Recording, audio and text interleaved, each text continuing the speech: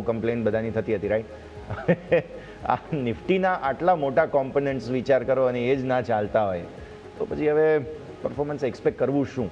20% 22% નિફ્ટીના components બધા એક મહિનામાં ઘટી જાય. It's a very bad situation. Bhavik sir.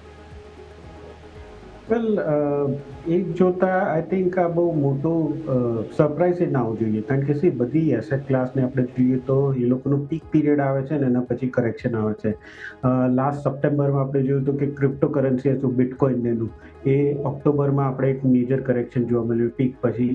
Gold સિલ્વરની વાત કરીએ તો જાન્યુઆરી એન્ડ ફેબ્રુઆરીમાં આપણે જોયું કે મોટી તેજી થઈ, એના પછી એના કરેક્શન આવ્યું. અને આપણે ત્યારે નિફ્ટી આઈટી આપણે ત્યાં તો ચાલતો ઘટતું હતું, બટ જે યુએસમાં જે એઆઈના લીધે જે ટેક સ્ટોક્સ હતા એનું હવે અત્યારના કરેક્શન ચાલુ થયું, કારણ કે હવે બબલ ત્યાંનું બર્સ્ટ થયું છે. એટલે અલ્ટિમેટલી આપણે જોઈએ કે હર એક સેક્ટરની તેજી છે એના પછી કરેક્શન થઈ શકે છે.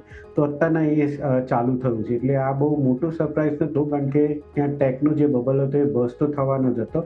અનફોર્ચ્યુનેટલી એ બર્સ્ટમાં આપણી જે ટેકની કંપની છે એનું પણ કરેક્શન ચાલુ છે. એટલે આઈ થિંક ત્યાં જે ઓવરઓલ એક્સેસ વેલ્યુએશનને ફ્રોથ નથી નીકળતું ત્યાં સુધી મને નથી લાગતું કે આપણી આઈટી સેક્ટરમાં અત્યારના કોઈ બોટમ આઉટ થાય.